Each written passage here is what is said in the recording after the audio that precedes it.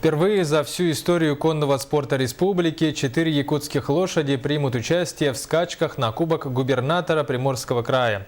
О том, как провожали на престижный старт Викториана, Златоуста, Карасуна и Неарха в материале Сергея Алексеева.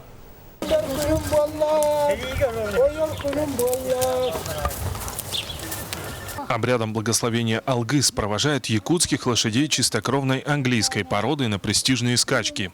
Несмотря на то, что Якутия впервые будет бороться за кубок губернатора Приморского края, конкурентоспособность наших скакунов не вызывает сомнений. В прошлом году к нам приезжали гости. Они не думали, что, окажется, Якутия так сильно развита. Скаковые лошади, которые...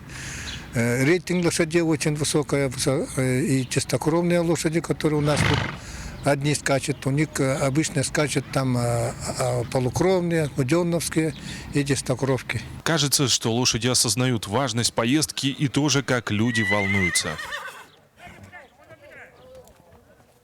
Скачки состоятся 7 сентября. Скакунам до места забега предстоит преодолеть без малого 3500 километров. Сейчас Викториана, Златоуст, Карасун и Неарх находятся в отличной форме. Конечно, шансы есть, конечно. В этом году они хорошо бегали.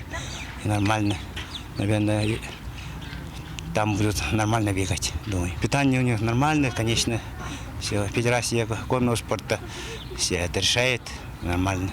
Конный спорт в Якутии популярен. Ежегодно в республике проводятся скачки, победители которых получают крупные призы.